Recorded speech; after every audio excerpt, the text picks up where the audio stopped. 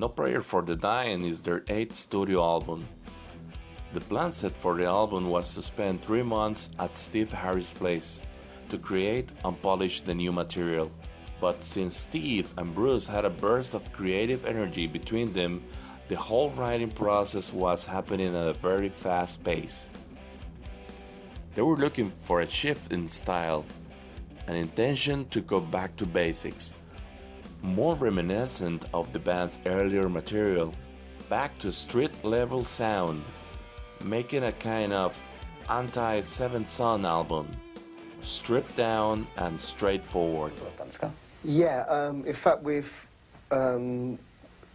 we had written the songs for the album and the way all the songs were, they're very raw, and it's back to like the old Iron Maiden, if you want. I think if we'd have followed an album up with Number the Beast, I think this No Prayer for the Dying would have been like the follow-on from that album, you know.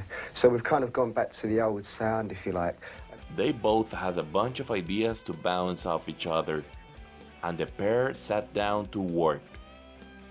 Steve Harris talks about how fast they were writing the songs, saying that they end up putting up together Tail Gunner, Run Silent Run Deep, and Holy Smoke all in one day. Smith was not happy with this musical change. He said that the vibe was like, let's go and make a really raw sounding album, like Killers. But he didn't want to do that. He thought they were heading in the right direction with the last 2 albums. He wanted to keep going forward. Smith was slow in writing and composing, only coming up with Hooks in You in the first couple of weeks.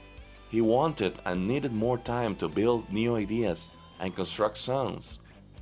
So, with a handful of songs done in record time, Harris and Dickinson agreed to ditch the original plan.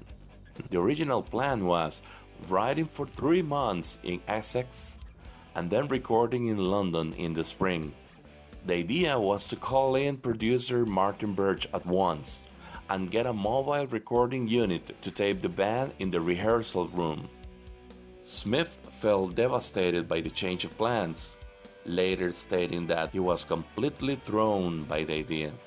Bruce Dickinson said he was as responsible as everyone else in saying, "Oh yeah, let's go and do this in a barn with a fucking antiquated recording mobile."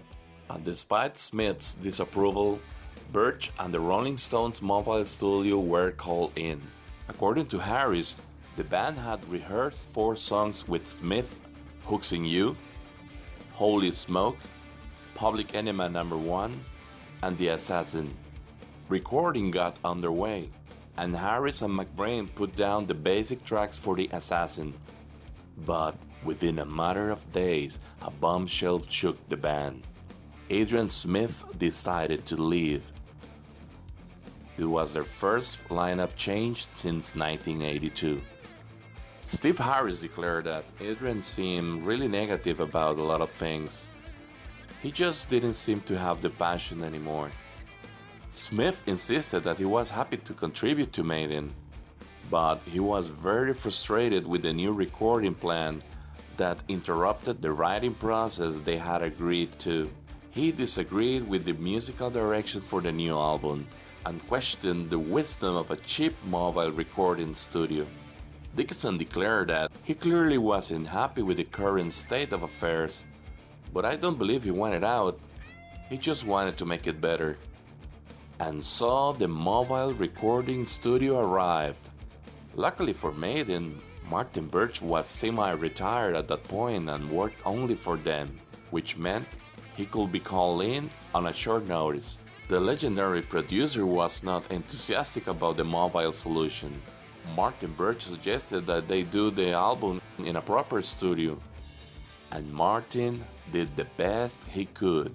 To solve the departure of Adrian Smith, Bruce suggested the band work with guitarist Janet Gers, who had played on the singer's 1990 solo album, Tattooed Millionaire.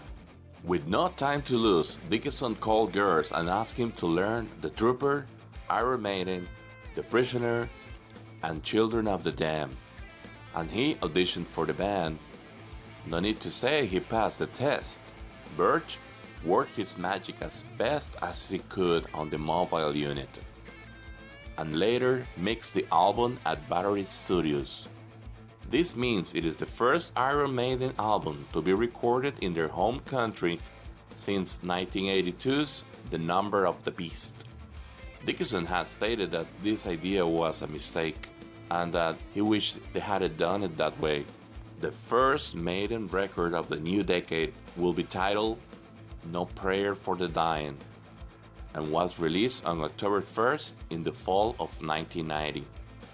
The album also departed from historical and literature themes in favor of a more political content, with songs focusing on religious exploitation, such as the record's first single, Holy Smoke, and social concerns, like Public Enema Number 1.